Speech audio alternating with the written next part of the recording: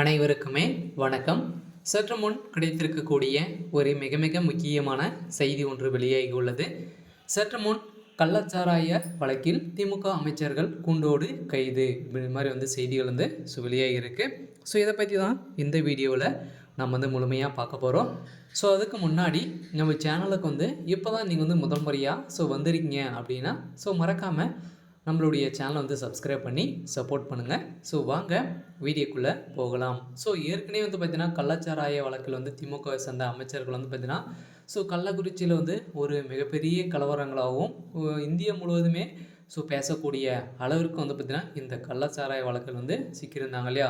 இந்த கள்ளச்சாராய வழக்கில் பார்த்திங்கன்னா ஏற்கனவே கள்ளக்குறிச்சியில் ஒரு 68 உயிர்கள் பார்த்திங்கன்னா போயிருந்த நிலையில் தான் உச்சநீதிமன்றமே பார்த்திங்கன்னா அதிரடியாக தீர்ப்பு வழங்கியிருக்கும் நிலையில் இந்த வழக்கில் சிக்கிய திமுக சேர்ந்த நிர்வாகிகளும் அமைச்சர்களும் நிறைய கவுன்சிலரும் சிக்கிய சம்பவத்தினால தான் பார்த்தீங்கன்னா இப்போ இதில் சம்மந்தப்பட்ட அனைவரையுமே கூண்டோடு கைது செய்யணும் அப்படின்ற மாதிரி நீதிமன்றம் போட்ட வழக்கில் அதிரடியாக திமுக சேர்ந்த அமைச்சர்கள் கூண்டோடு கைது செய்யப்பட்ட சம்பவம் பெரும் அதிர்ச்சியை ஏற்படுத்தியிருக்கு. இருந்தாலும் கள்ளக்குறிச்சியில் கள்ளச்சாராய மரண வழக்கில் உச்சநீதிமன்றம் இறுதி தீர்ப்பு வழங்கியிருந்த நிலையில் திமுக அரசுக்கு இது ஒரு எச்சரிக்கை மணியாக தான் பார்த்தீங்கன்னா நீதிமன்றம் குறிப்பிடப்பட்டுள்ளதாக தமிழக பாஜக தலைவர் அண்ணாமலை அவர்கள் பார்த்தீங்கன்னா அதிரடியாக களத்தில் இறங்கி இந்த வழக்கை மீண்டும் மறு ஆய்வு செய்து இந்த வழக்கில் ஈடுபட்ட அனைவரையுமே பார்த்தீங்கன்னா இப்போ கைது செய்யணும் அப்படின்ற மாதிரி கூடிய விரைவில் போராட்டங்கள் நடக்கும் அப்படின்ற மாதிரி தான் பார்த்தீங்கன்னா வெளியேறும் நிலையில் இதன் அடிப்படையிலாம் காவல்துறைக்கு தெரியாமல் கள்ளச்சாராய விற்பனை நடத்தியதாக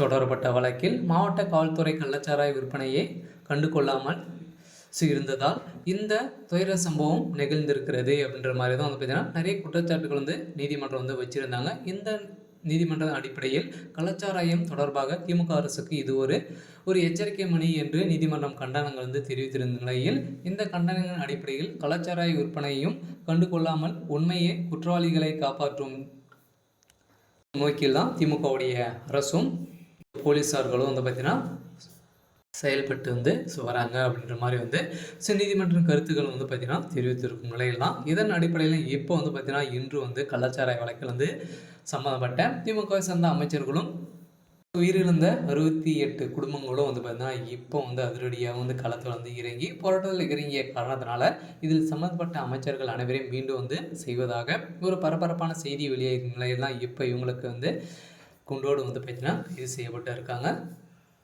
இருந்தாலும் என்ன நடக்க போகுது அப்படின்றத வெயிட் பண்ணி பார்க்கலாம்.